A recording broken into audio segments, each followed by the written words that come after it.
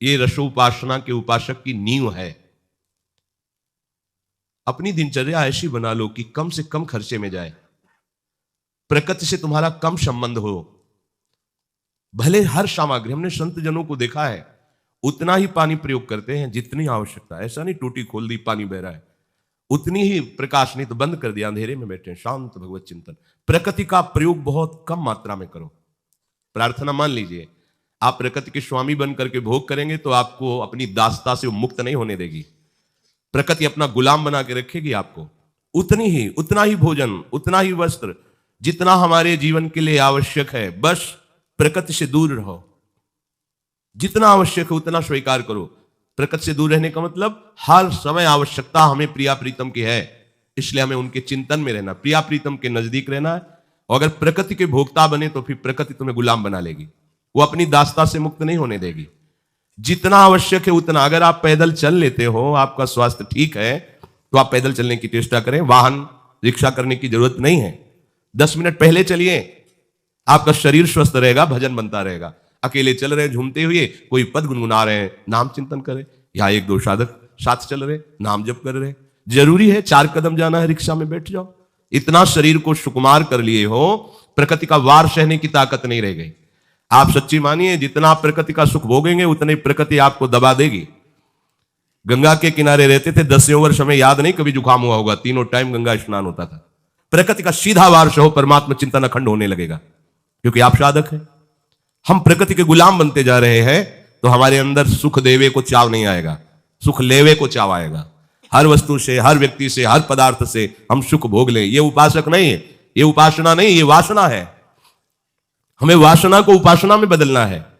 फिर ध्यान दीजिए, प्रकृति की उतनी ही वस्तु प्रयोग कीजिए जितनी अत्यंत आवश्यक है। जीवन में कभी साबुन तेल का प्रयोग नहीं हुआ, पूरे जीवन में कभी। कोई हम काले कलूटे ऐसे तुम्हें दिखाई दे रहे हैं क्या कि भाई वो क्रीम नहीं लगी, साबुन नहीं? अरे भागवती तेज से संपन्न उपासक होता है। भले त्वचा का रंग सांवला है, पर हृदय में तो गौर श्याम विराजमान है, उनका प्रकाश होता है। साधु को साबुन लगाने की क्या जरूरत है? अच्छा, कपड़ा है, फट गया तो सिल लिया है, रज ही तो लगती है, पानी से धो लिया, क्या जरूरत है प्रकृति के विविध प्रकार के साबुनों की, वो वस्तुओं की? जितना आप प्रयोग करेंगे उतनी गुलामी होगी। आप तर्क कर सकते हो, बहुत बढ़िया है आपके पास बुद्धि एक दूसरे पर, लेकिन हम आपको जो कह रहे हैं, जब वो धरा आ जाएगी ना, तो फिर इन सब बातों का कोई महत्व नहीं रहता। लेकिन वहां तक इस बात का महत्व रखना पड़ेगा। अगर आप प्रकृति का भोग करेंगे तो प्रकृति आपको मुक्त नहीं होने देगी। शब्द याद कर लीजिए, वृंदावन के सिवा कभी जीवन में ऐसे मंजन नहीं हुआ। कोलगेट आदि जो कहते हैं, कभी नहीं। गंगा जी की बालू वही ऐसे हुई है। कभी कहीं 1 रुपए का खर्चा जीवन में नहीं। चाय कभी नहीं पी। चाय क्या मतलब, रोटी मिल जाए 2-4 दिन में तो भगवान की कृपा। गंगा किनारे कौन सा वहां कोई 56 भोग लिए बैठा है? चित्त वृत्ति को निरंतर भगवदाकार करने के लिए प्रकृति के संयोग का कोई भी चिंतन न रह जाए। बहुनाम जन्मनामन्ते ज्ञानवान माम प्रपद्यते। ऐसे थोड़ी भगवदानंद की अनुभूति होती है।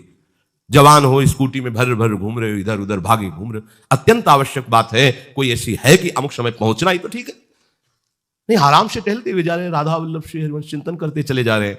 ये जो आपकी सुख वृद्धि बुद्धि में आ गई है प्रकृति जन्य भोगने की, ये आपको परमात्मा प्राप्ति होने में बाधा खड़ी करती रहेगी। आप ध्यान से सुन लो। हम बहुत अच्छे अच्छे महापुरुषों का गंगा किनारे दर्शन, स्पर्श, संभाषण आदि प्राप्त हुआ, देखा है। केवल उतना ही प्रयोग जितनी आवश्यकता है, अन्यथा नहीं। दूसरों को पवाने में बड़े प्रवीण और अपने पाने में बहुत संकुचित। एक तरी नाम का आश्रम है, गंगा किनारे भ्रमण करते समय मिला हुआ था। श्री पूज्य स्वामी सुरेशानंद जी महाराज, कई संत पहले से वहां विद्यमान थे, और भी संत, और जब बहुत सबको ऐसे लगता था जैसे बहुत पूर्व परिचित है। बड़े प्यार से सबको गुलगुला, पुआ, खीर, क्या क्या बनवाया, और ऐसे उल्लसित जैसे कोई बालक आनंदित होकर के पवा रहा हो। दौड़ दौड़ के दिगंबर रहते थे, नंग धड़। जब कोई माता बहनें आ जाती थी तो एक अचला ऐसे डाल लेते थे। परमहंस थे। आश्चर्य में उनकी वृत्ति देखी, संतों को पवाने में इतने आनंदित। पाले वो पीछे एक कुटिया मिट्टी की थी, पता लगा कि नई अवस्था थी तो खोज रहती थी संत महात्माओं की वृत्तियों को देखना, उनकी एक एक चेष्टा को देखना, उनकी एक एक बात को पकड़ना। तो गए उनकी कुटिया में, ऐसे दरवाजा उड़का हुआ था। प्रार्थना की महाराज जी आ सकते हैं? उनका हाँ, खुला। पहली बार दर्शन हुआ, केवल तखत पड़ा हुआ है, कोई गद्दा नहीं, कोई आसन नहीं। ऐसे दिगंबर बैठे हुए, हाथ में 2 रोटी है और बैंगन का भरता है, और ऐसे पा रहे थे। गोस्वामी जी आपने हमको तो वो सब गुलगुलाओ खीर और पूड़ी सब। अरे बोले गुरु जी, सब संतों को गुरु जी कहे, गुरु जी ये तो सब आप महात्माओं के भाग में है, मुजदम के भाग में कहा है, बस शरीर पोषण के लिए 2 कोरान डाल देते।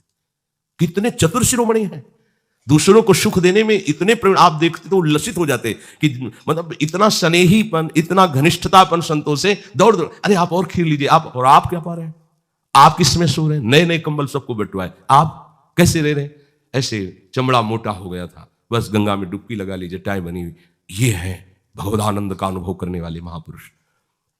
तो इसीलिए भगवान कह रहे बहु नाम जन्म नावंते, बहुत जन्म लगते हैं, क्योंकि हम जानबूझकर प्रकृति के भोक्ता बने बैठे। कर्ता और भोक्ता बनने वाला ये अनुभव नहीं कर सकता। सब जगह भगवान सच्चिदानंद बैठे, नहीं, पहले एक बार हटो संसार से। संसार का भोगी न संसार को जानता है न भगवान को जानता है, और जो संसार से राग रहित हो गया है वो भगवान को भी जान जाता है, अपने स्वरूप को भी जान जाता है। संसार को जितना आवश्यक है उतना अन्न लो, जितना आवश्यक है उतना पानी पियो, अगर सह सकते हो तो 1 आध पहर की भूख को सह जाओ, कम कपड़े, कम खर्चा, खूब भजन, अभी देखो प्रकाश हो जाएगा।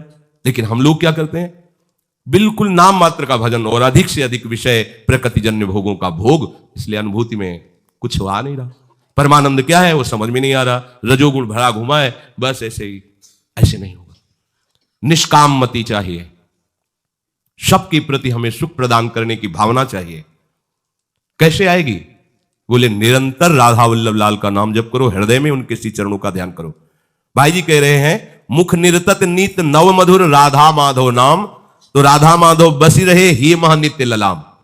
अगर आपकी जिह्वा से आराध्य देव का नाम चलता रहा तो हृदय में आराध्य देव प्रकाशित हो जाएंगे। ये केवल लिखी पढ़ी बातें नहीं, आप चलोगे तो खुद अनुभव में आ जाएगा, क्योंकि प्रभु हैं। जब आप उनको पुकारोगे ना, ये नाम जप करने का मतलब हम पुकार रहे हैं, तो हमारे हृदय में ही भय प्रकट कृपाला दीन दयाला, जो दीनों पर दया करते हैं। दैन्य वही है जो केवल भगवद आश्रित हो गया है, अन्य आश्रयों का त्याग कर दिया है, प्रभु हृदय में प्रकाशित हो जाते हैं। प्रेम सुधा रस में ऐसा उसका अंतःकरण पग जाता है कि स्वसुख वासना की गंध नहीं रह जाती। अभी तत्सुख भावना की गंध भी नहीं है, केवल स्वसुख वासना है। अगर हम किसी से मिलते हैं तो